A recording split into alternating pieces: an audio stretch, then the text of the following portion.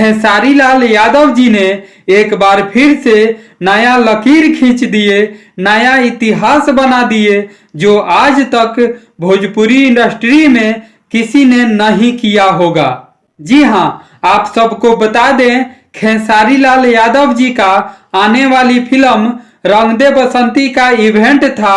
उसमें खेसारी लाल यादव जी से इंटरव्यू लिया गया और खेसारी लाल यादव जी का वो इंटरव्यू आज ट्रेंडिंग में चल रहा है। जी हाँ, ये पहली बार भोजपुरी इंडस्ट्री में देखने को मिल रही है कि किसी सुपर स्टार का इंटरव्यू ट्रेंडिंग में चल रहा हो। जी हाँ, आप सबको बता दें, खेसारी लाल यादव जी का ये इंटरव्यू 34 नंबर पे ट्रेंड कर रहा है। आप सबको ये जानकर कैसा लगा, कमेंट बॉक्स में अपना राय जरूर दें। वीडियो देखने के लिए शुक्रिया।